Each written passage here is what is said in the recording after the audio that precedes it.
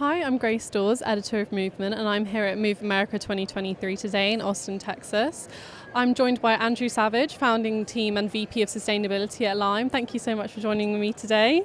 Good to be here. Thanks for having me. Great. And how has your Move America experience been so far for you today? It's been great. I mean, there's a high level of energy around, obviously, the electrification of mobility. I think for a company like Lime, which has been for now 7 years talking about decarbonizing mobility and electrifying mobility, it's exciting to see so many new companies out there with cool technologies and the conversation that's being had. I actually came from the solar industry before we started the company. It was before we started Lime, and had spent the previous 6 years talking about how do we electrify, because we were producing all this renewable energy from solar. And you can kind of see it happening here at Move, where these are all the companies that are helping bridge that gap between renewable energy and putting it on the roads and streets and sidewalks.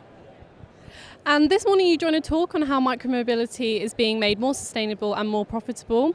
What are your main takeaways from that talk, and how have those sort of initiatives, how have Lime been taking to these?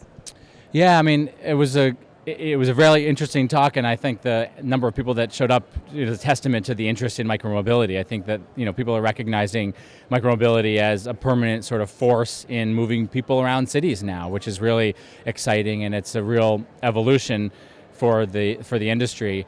Lime, we announced EBITDA profitability last year, and that the first half of this year we're up about another 30% from that. I think that connection, along with the sustainability initiatives that we've been pushing forward, are a really nice conversation to be had, because it's showing that you can be profitable and you can focus on sustainability at the same time, that often those things go hand in hand. So some of the things we talked about in the session was how investing in our own engineers and our own product development has allowed for longer lasting scooters and repairable scooters and bikes, how an investment in swappable batteries has reduced operational emissions, but all those things have also saved money for the company.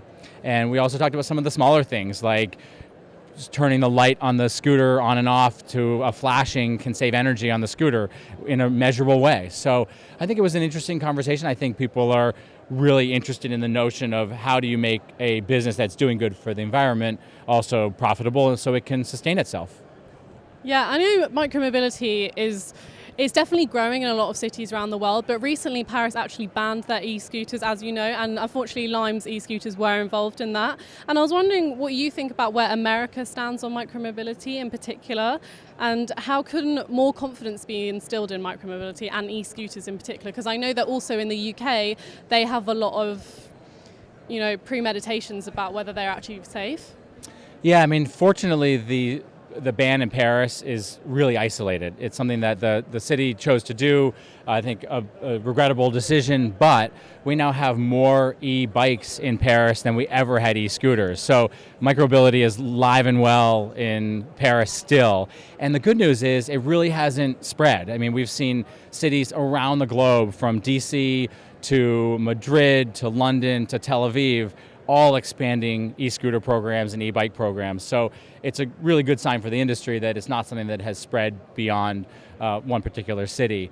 In terms of the United States, I think what we're really seeing in the US and around the globe is there's an increasing understanding and acceptance that micromobility has a major role to play in moving people around in a low carbon way, that there are real carbon savings to be had, there's real economic savings to be had, congestion savings to be had from having robust programs. So we're seeing over time just an increase in acceptance by cities. They're creating the regulations that allow for the programs to be really successful and for us to be able to expand and be able to be a good service for our riders. And ultimately what we're after is providing a service that can be good for riders and also good for the environment.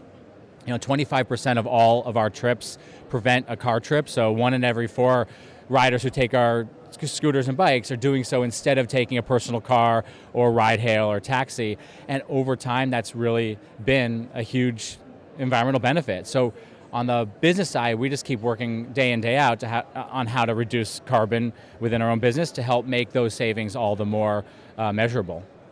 Great. Well, thank you so much for speaking to me today, and I hope you enjoy the rest of your Move experience. Of course. Thanks for having me.